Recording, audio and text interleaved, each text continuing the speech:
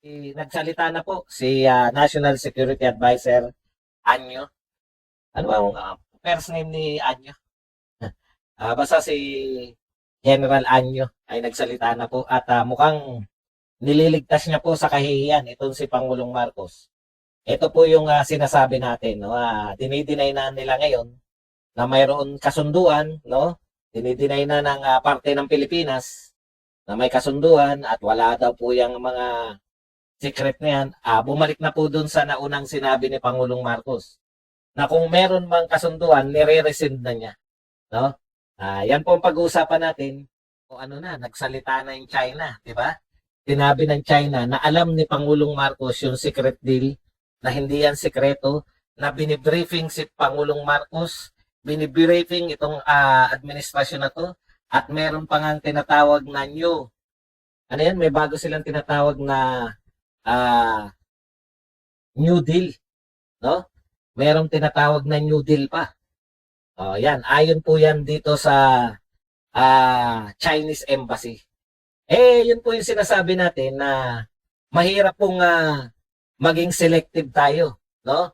Pinaniniwalaan po natin yung Chinese Embassy kung makakasira, yun pa ulit-ulit kong sinasabi. Kung makakasira po kay Duterte, naniniwala tayo. In fact, sinasabi natin na merong deal at ito ay sekreto. Yun po yun eh. Pag hindi na po ang sang-ayon sa ating kagustuhan, sasabihin natin na hindi dapat paniwalaan yung Chinese Embassy o Chinese officials. Kaya bumubuelta po eh. Ngayon, maganda po yung pahayag nito ni Anyo. Ito naman po talaga, no? Marcos admin rejects imaginary narratives. So ngayon, imaginary narratives na, di ba? Samantalang ilang araw po bago po nagsalita yung Chinese Embassy na nabibriefing po si Pangulong Marcos, ilang araw pong inaraw-araw ng mga kapanalig at mismong si Pangulong Marcos ay nagsasabi na he is horrified. Bakit po siya na horrified kung wala naman talaga? Kung ito po ay imaginary lang, kung wala naman talagang kasunduan, di ba? Bakit po siya na horrified? Kasi tiniyak po, no? Mismo raw mula na sa Chinese Embassy. Chinese Embassy na raw po ang nagsabi na mayroon silang deal ni Pangulong yung China at ang Pilipinas through President Duterte ay nakipag-deal sa China. Yan po yung problema, no? Kung yung ito po kasi totohanan po. Ako sinasabi ko na to eh. Ito po ay propaganda ng China. Bakit po? Kino-question ko, di ba? Una, yung hindi pa po nagsasalita si Pangulong Marcos. Yung mga tambilawan vloggers pa lang po yung nagsasalita. Bakit nyo pinaniniwalaan yung propaganda ng China samantalang ang linaw na yung propaganda na to ay in defense sa kanilang pambubomba sa ating dyan sa pagpasok natin sa Ayungin Shoal. So, ulitin ko po, binomba nila tayo, water cannon, nung umpisa, kinakailangan po nila na, kasi pinalabas po natin eh, pinakita natin sa buong mundo na yung ang bansang Pilipinas na walang kalaban-laban, ang isang bansang mahirap, kawawa, api, na katulad ng Pilipinas, ay binubombet ng China, no? Samantalang ang gusto lang natin ay mag-supply ng pagkain sa mga sundalo natin sa Ayungin. Yan po yung depensa nila. Counter propaganda. Battle of propaganda po. Lahat naman yan, propaganda talaga eh. 'Di ba? Pero maganda po yung sagot ni yung una pong pambubomba, ito po yung sinabi ng China, paalala ko lang kaya naman namin kayo binomba kasi dapat wala na yung MB Sierra Madre na yan. Dahil pinangako ninyo, natatanggalin nyo na yan. Hindi ba't nagkagulo pa? Lahat ng presidente, kung sino-sino ang pinagbintangan dahil sa sinabi ng China, nakabase kayo sa sinabi ng China eh. Dahil gusto nyo tukoy na si Duterte yung nakipagkasundo sa kanila. Ang paulit-ulit kong sinasabi, sinabi rin ng China na kanila lahat yan eh. Bakit pa tayo nakikipagtalo kung maniniwala rin tayo sa China? Paulit-ulit ko rin sinasabi, hindi po pwedeng selective. Pag pabor sa kwento nyo, maniniwala kayo sa China. Pag hindi na pabor, hindi na kayo maniniwala. Kasi, imposible po yan. Naniniwala kami sa iyo, China, sa ganito mo sinasabi. Pero pag ganito na sinabi mo, hindi na kami maniniwala. Na-insist pa po yung kwento na yun? Meron pa ba nangyari? Dininay ng lahat ng Pangulo. Dininay ni Gloria, dininay ng mga ni Erap. Maski si Pinoy, dininay din dahil si Duterte, wala pong kasunduan na tatanggalin yun. Lahat ng presidente nag-deny. Ininsist pa ba ng China na may ganong kwento? Wala po. Kusa po yun. Kusa po yun at ang ganda ng sinabi ni Pangulong Marcos doon. Wala siyang nalaman na kasunduan na tatanggalin yung Sierra Madre. Wala siya nabasa, wala siyang alam. Kung mayroon mang kasunduan, nire-rescind niya, pinapawalang bisa. Ang ganda ng ganon. Ibig sabihin, hindi kayo sumakay. Mr. President, nung unang nag-akusa yung China na may kasunduan na tatanggalin, yun pa sinabi hindi pa po yung pangalawa. Yung pong tatanggalin yung barko na MV Sierra Madre.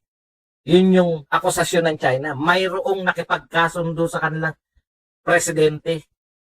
Kaya nga may manhunt sa presidente, pero gusto nyo tukuyin si Duterte.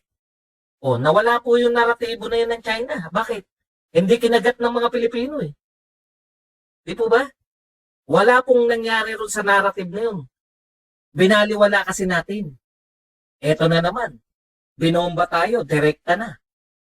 Direkta na po yung ating barko mismo. Para maliwanagan lang sa atin lahat na meron pong pattern yung China. Hindi po yan nagpapaloko kasi tayo. Thank you very much muna kaya Dins and Kark na pagbibigay sa atin ng 5 Saudi Arabian Riyal. Okay. Bakit po hindi natin pinaniwalaan na mayroong presidente na nangako na tatanggalin yung insure? Di ba? At nung walang naniwala, hindi pinaniwalaan ng gobyerno, kusa po namatay yung akusasyon na yun ng China. Kasi hindi natin kinagat eh.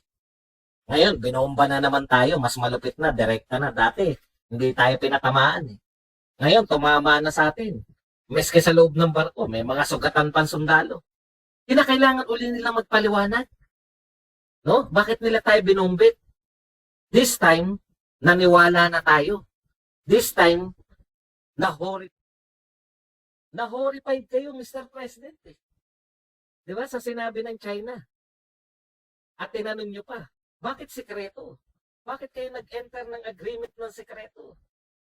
Eto pa ang malupit niyong tanong. Ano pinamigay mo, Mr. President Duterte? Tinutukoy mo.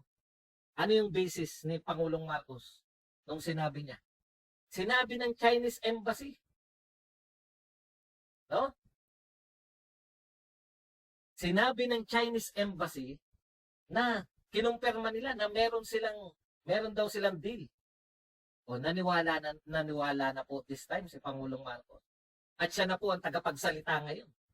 Kaya sabi ko nga, ang ibig nyo sabihin, pinapawalan sala nyo yung China sa pambobombit sa atin. Dahil kaya tayo binobombit. Ito yung dialogue ni PBBM. Kaya pala galit sa atin yung mga kaibigan natin sa China. Dahil nakipagkasundo tayo, hindi ko alam. Hindi niya raw alam. O di, pumapasok po kayo sa bitag ng propaganda ng China. Ano sinasabi nyo? Hindi nyo alam na meron. Nalilito kayo. Dahil iba-iba ang gusto nyong pagkunan. Ang question ko nga, bakit wala ba kayong intelligence? Di ba may intelligence man? Bakit hindi po nyo matukoy kung meron ba o wala? Di ba yan yung kino-question ko? Dahil kayo nalilito, iba-iba yung sinasabi ng former officials ni Pangulong Duterte. Kaya ang question ko, no? Ang question ko, bakit hindi nyo ginagamit yung inyong intelligence fund para mag-gather ng intelligence? Kung talagang meron, kung talaga nag-enter, kung talaga may pinamigay si Pangulong Duterte. In-insist nyo, you are horrified. Tuwan-tuwa yung mga ambilawan vloggers. Duterte, taksil ka. Duterte. Binenta mo Pilipinas. Duterte.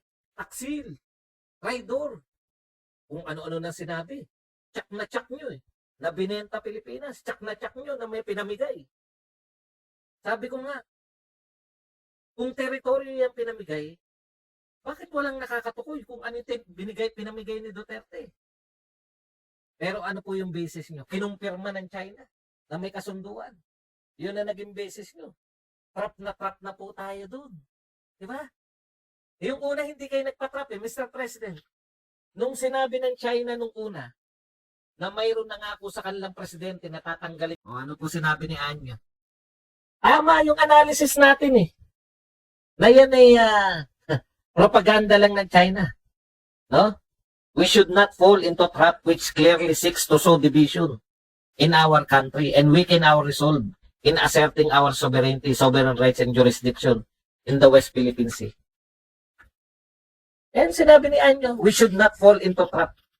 Hindi po tayo nagpapa-fall Pero sino po yung una? Sino po yung nabitag sa trap na yan? Mismo ang Pangulo at ang mga tambilawan vloggers. Sabi ko nga, sige, bakit tahimik pa rin kayo? Ano na? Sasabihin nyo ba na huwag tayong maniwala sa China? Mantalang na-horrified kayo nung sinabi nyo na yung China yung nagsabi na may kasunduan sila ni Duterte. Na-horrified kayo. O, paano nyo, sabi ko nga, paano kaya ito lalaruin? Ito na po ang laro nila. Ang tagapagligtas nila si Anyo. Pero, kayo po ang nagpatrap sa atin. Kumbaga, inamin nyo na no? Na hindi nyo alam. Bineltahan kayo ng China. Anong hindi mo alam? Paulit-ulit kaming nag-briefing sa'yo. Ngayon, ligtas na po si Duterte.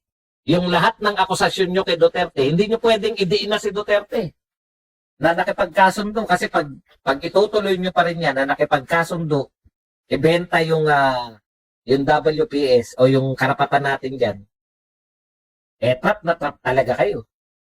Para nyo sinabi na tama yung China. Ngayon, binabago nyo na unti-unti, no? Sinasabi nyo na, huwag tayong magpatrap. May mga pilit tayong hinahati. Ako, kayo nga yung naghati. Kayo nga yung nag-akusa kay Pangulong Duterte. Ang sinasabi namin, for the last 6 years, maganda yung diskarte ni Duterte. Bakit maganda? Walang bombahan na naganap Hindi tayo nagambala sa susupply mission natin dyan sa Ayungin. Kaya wala pong baliktaran. No? Tama po si Anyo. Tama po itong mga sinasabi ni Anyo ngayon. Pero hindi po yan yung sinabi nyo nun Nililigtas na kayo ngayon ni Anyo. Alam nyo, Mr. President, paulit-ulit tayo si Pangulong Duterte. Ako rin, paulit-ulit nung narinig ko yung kay President Duterte. Bakit kung sino-sino tinatanong nyo? Bakit kung sino-sino pinaniniwalaan nyo? Sabi ni President Duterte, ang linaw As Anyo. Itanong mo kay Anyo. Dahil si Anyo naroon. Tauhan mo si Anyo kung kani-kanino kayo nagtatanong. Kung kani-kanino kayo naniniwala. Kung tinanong nyo na kagad si Anyo, hindi na kayo natrap. Siyempre, style nyo na yan di ba? Tatahimik lang muna kayo hanggang baka makalimutan. Nagdulot naman ito ng iba't ibang reaksyon mula sa ating mga netizens. Ayon kay @Erica Vendaño, anong nangyari kay PBBM? Parang gusto ko nang maniwala. I am horrified in his state of mind. Saad naman ni @1989 Engvig. Paano di niya alam kasi walang GAB-INET meeting, di nagtatanong sa security advisor niya. Nandyan si Anyo, sabi ni FPRRD. Komento naman ni @user-CQ9X. Bakit na-trap agad si PBBM, baka kasi weak talaga. Anong say nyo dito?